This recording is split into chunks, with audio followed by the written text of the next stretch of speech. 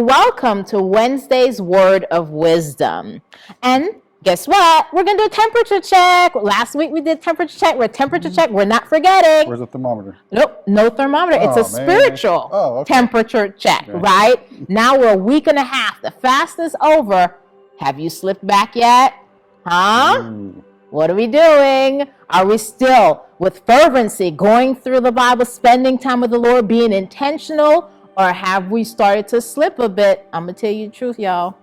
There was a day when I was like, oh, I'm going to do something else. I got up and I got busy. I got into mommy mode. I got busy, started doing other things. And I was like, oh man, I gotta go back and read.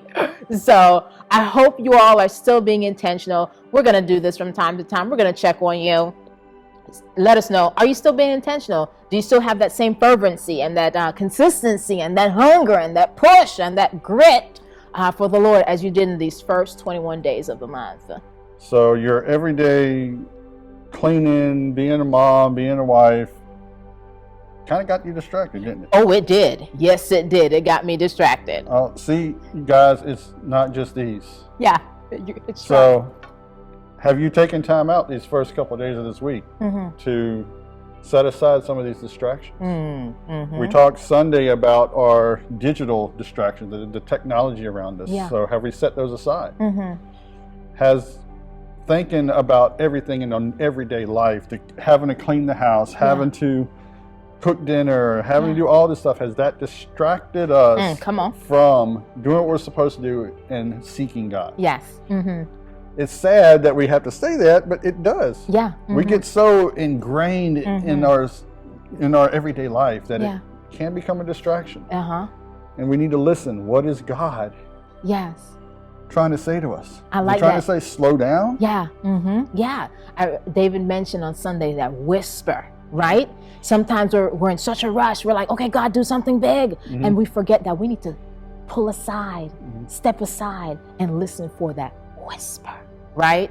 And David whispered from the mic, and it was hard to hear. But I even think about, like, sometimes when David mentioned when our children whisper, we have to lean in, press in. Like if I wanted to whisper sweet nothings in his ear, he'd have to lean into me.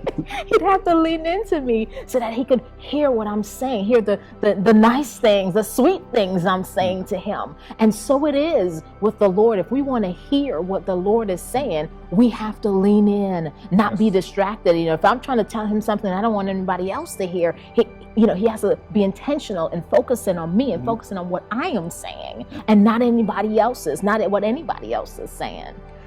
So a lot of us go through our lives and we say, oh, we can't hear from God.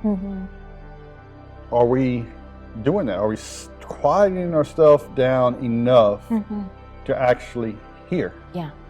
Because we are busy. We live in the most busy generation of all time.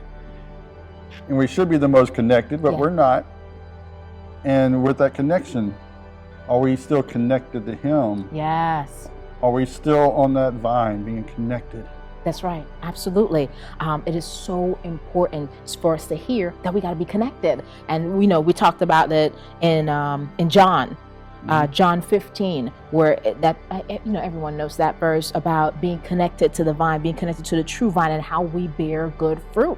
And so it's so important to connect, and that's why we try to connect with you on Sundays, and we try to connect with you online on Wednesdays. Let us be intentional. We're intentional in connecting so that you can produce good fruit.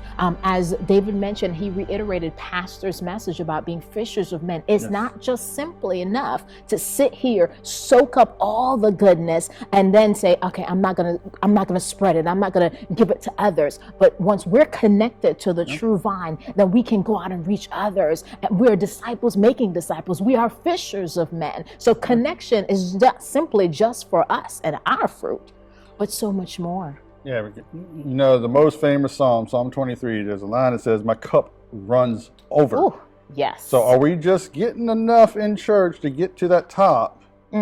And we're done? That's good. Yeah. Because what we need to do is keep on. I'm going to run over into those around. Yes, absolutely. Absolutely.